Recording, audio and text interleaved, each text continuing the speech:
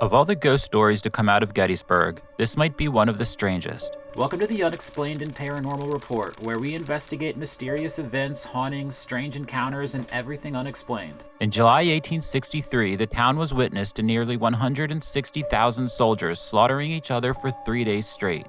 More than 160 years later, countless spirits are said to roam its fields and buildings, unable to move on after meeting their tragic fates. Their hopes, their dreams, and their futures stolen in an instant.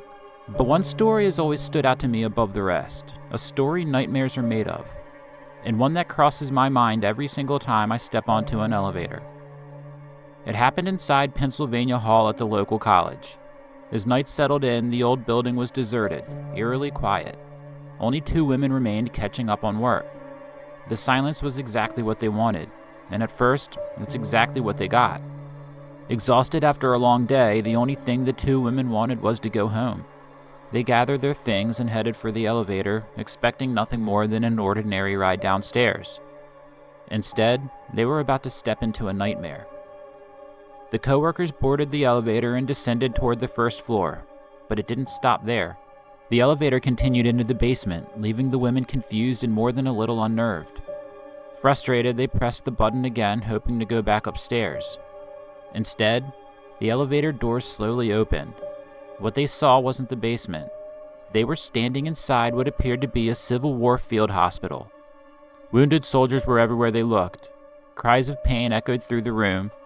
Doctors and nurses dressed in 19th century clothing hurried from patient to patient, desperately trying to save the dying. Some soldiers were missing limbs. Others were staring blankly into space, their faces filled with pain and exhaustion. But then something happened that made the horrifying scene even more terrifying. One of the orderlies suddenly stopped and looked directly at them. He stretched his arms toward the women, seemingly motioning for them to come inside. Terrified, the women frantically pressed the elevator buttons as the figure moved toward them.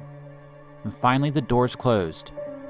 Moments later, the doors opened once more, and this time the basement looked completely normal. The field hospital, the wounded soldiers, and the man who had seemingly acknowledged their presence were gone. Shaken by what they had witnessed, the 2 women later insisted the horrifying scene had felt completely real.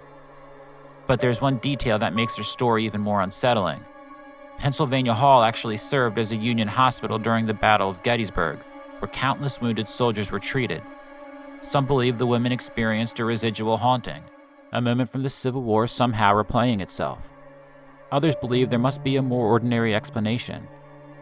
But what if there wasn't? What if somewhere beyond the veil, the harrowing scenes of the Battle of Gettysburg are playing out, over and over again? No one can say for certain what those 2 women experienced that night. What do you think? A glimpse into the past? A haunting? Or something else entirely? Let me know in the comments, and if you have a paranormal story you'd like featured, send it in. You might see it in a future video.